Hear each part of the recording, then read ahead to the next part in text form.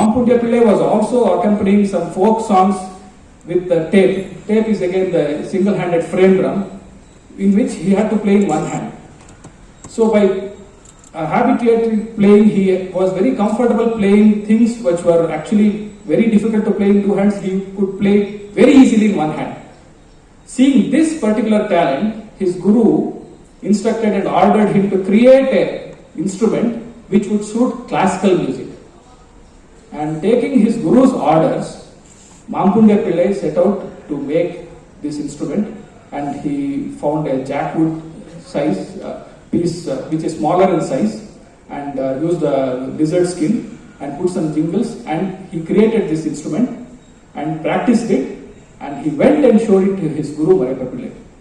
And he showed all the nuances of the Khanjara and the length and breadth, and because he was a Mahavidwan himself, he could easily show that. And Mariyappa Pillai was astonished, happy and very proud of the student's invention, and he readily gave his consent, saying that this instrument should be included in classical music. But that was not the end of the story. The main hub of classical music in those days was Thanjavur. So if people get accepted in Thanjavur, they get accepted throughout the world. So Mampundia Pillai set out to Thanjavur to establish his new creation. He went to the residence of the greatest legendary Mridangam Vidwan, Sri Narayana Swami Appa, and he went and approached him, and he asked his permission to show his new creation. There used to be bhajans and Sangeeta Seva in Narayana Swami Appa's house every day evening. Every day. Some of the other musicians used to come and they used to perform, and there used to be Sangeeta Seva constantly, every day, without break. First couple of days, Mampundia Pillai did not get an opportunity to show the instrument.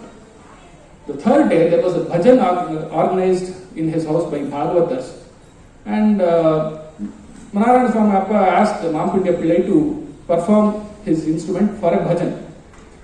And Mampundia Pillai performed to the bhajan and also took a solo turn, and with his great repertoire and knowledge, he played a wonderful presentation, and everybody was astonished. And Narayana Swami Appa was very happy, and he came and announced that this instrument should be a part of Carnatic music, and thus Khanjara came into the Carnatic music arena. This happened in the late 18th century. The time period is not very clear. Mampundia Pillai was born in 1859. He set out in his mid-age, so the time period is actually not very clear. Somebody says early 19th, somebody says late 18th. So there is no clear reference as to which year this was exactly done, but it's somewhere around that time period, late 18th century to early 19th century.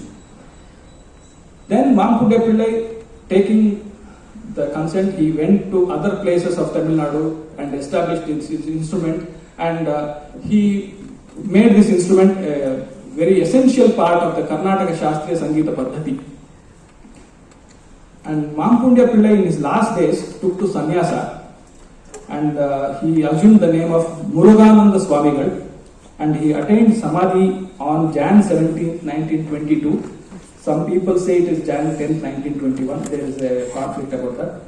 But the whole credit of this Khanjara being included, created, and kept in this Karnataka Shastriya Sangeeta Paddhati has to go to the Mahavidwan Pudukkottai Sri Mampundia Pillai.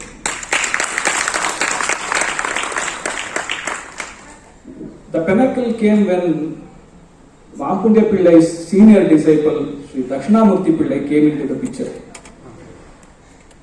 Sri Dakshinamurti Pillai was earlier a Ghatak Vidwan.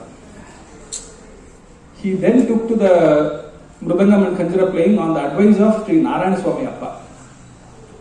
And then that shift became the turning point for the stature of Khanjara itself. So Dakshinamurti Pillai's name became synonymous to Khanjara.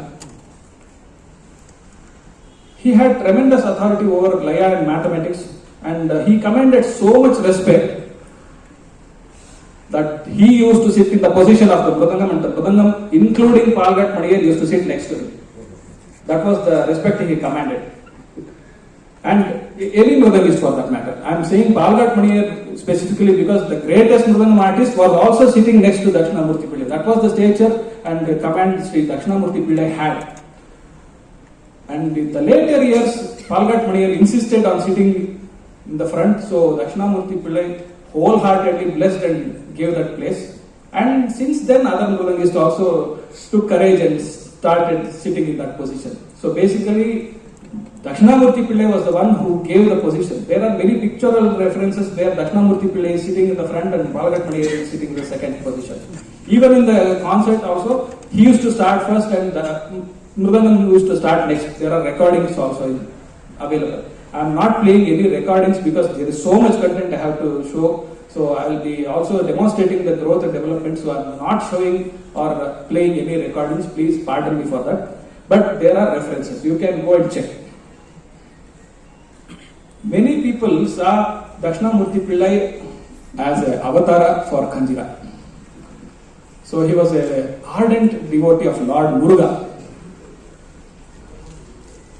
He was so much into Muruga Bhakti that his playing used to reverberate the Muruga's name. That's the exaggeration some people tell. When Dakshinamurthy Pillai played Khanjara, they could listen to the sound Muruga. So that was the level of bhakti he had towards his deity. Like his guru, he also took to sannyasa, but he was a slightly different thing. He took up a Mauna Vrata sannyasa and he became Mauna Swamigal, and he was named as Chinmayananda Mauna Guru Swamigal. He attained Samadhi on May 25th, 1936. So somebody was asking me that Khanjara came in 1930s. If Dakshinamurthy Pillai's period is over by 36, then it is not possible. So I am just clearing that the Khanjara came into this field by Mahaprabhu Pillai, continued by Dakshinamurthy Pillai. Because Dakshinamurthy Pillai was very popular, people assumed that it was he who brought the Khanjara, but that's not the story. That's not the truth. The truth is here. And these are all authentic information. This is not hearsay, not stories, not theories.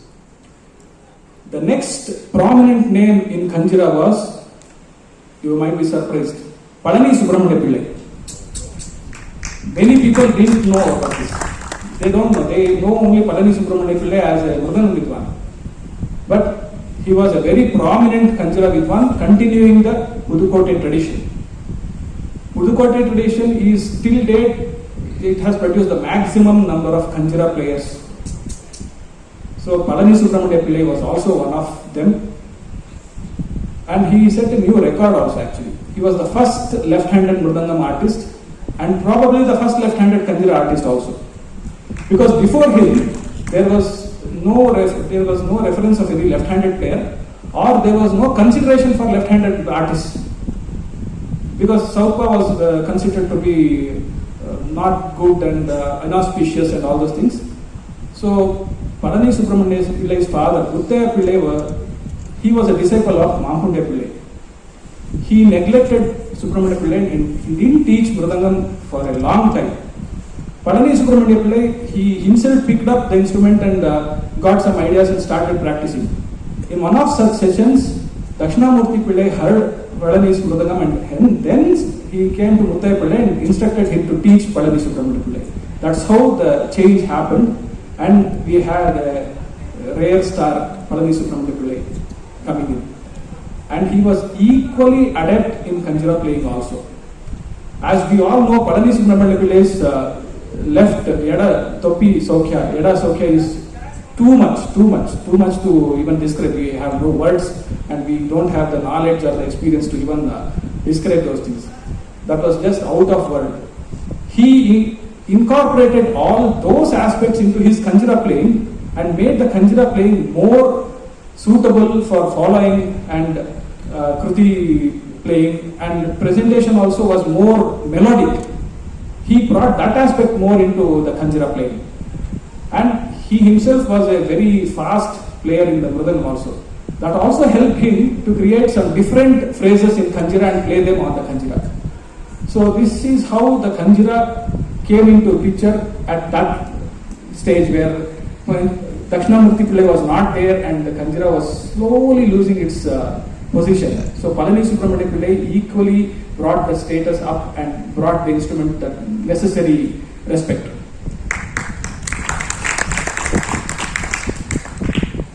Another prominent Khanjara player, again this will be a big surprise, was Sri Balgat Maniyar.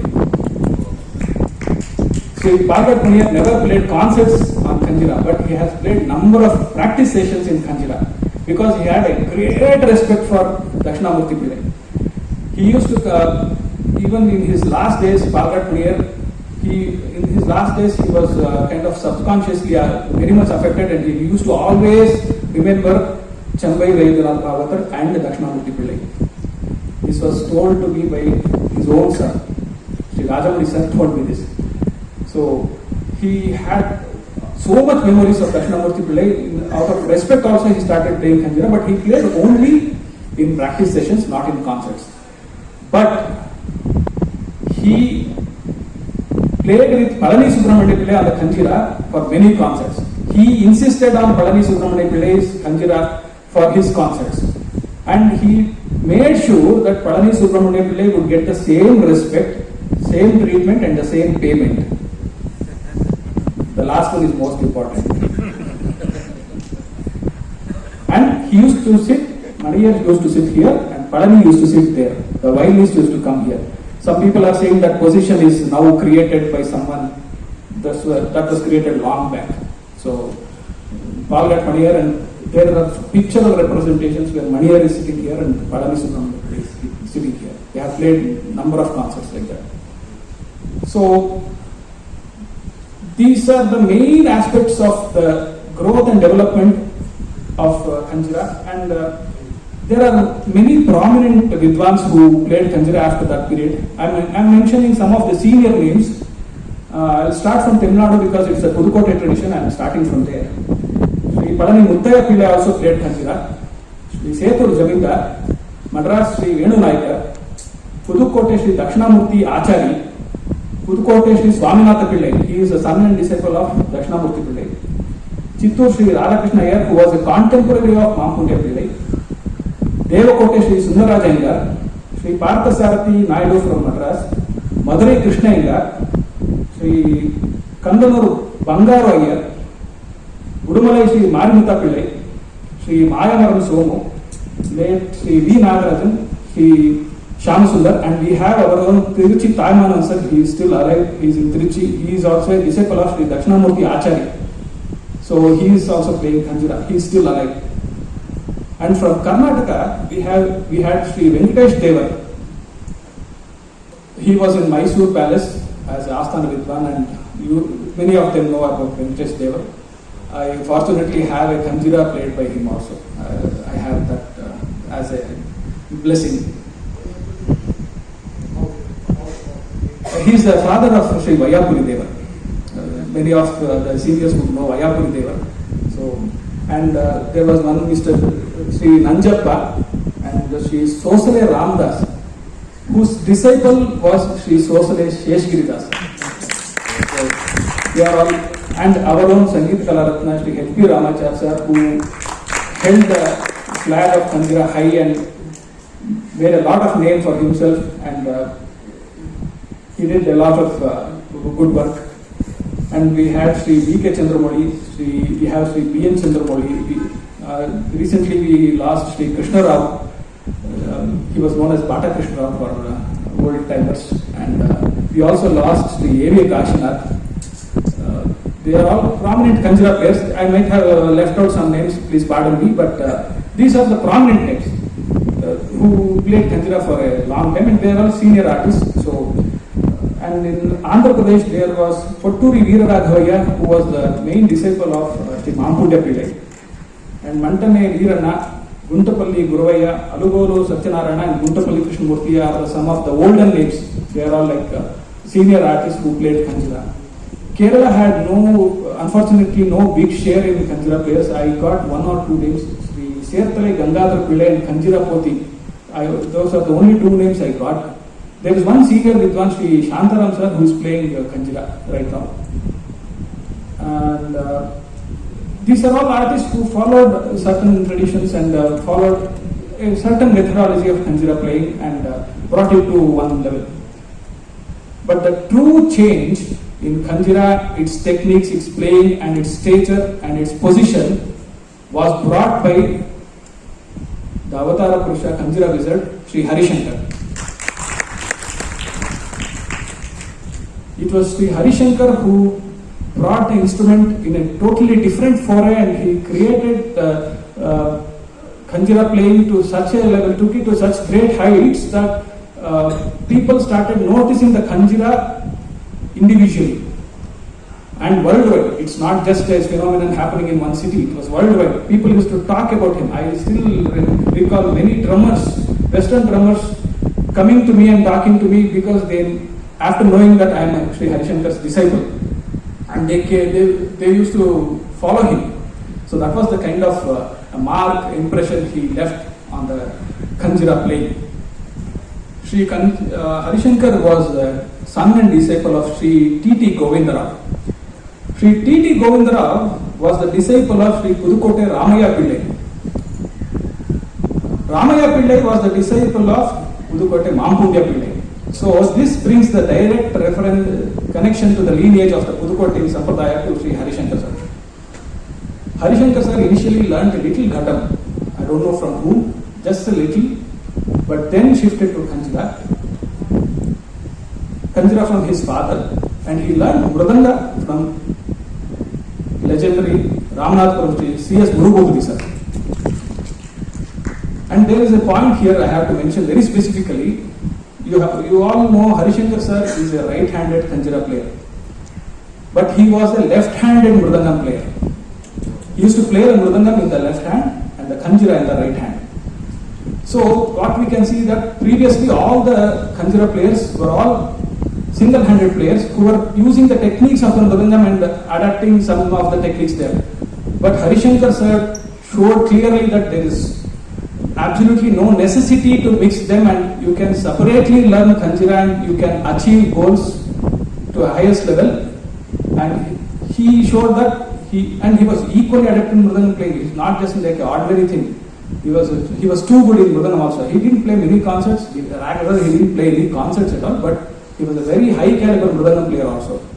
So this point proves that anybody can take up Khanjara with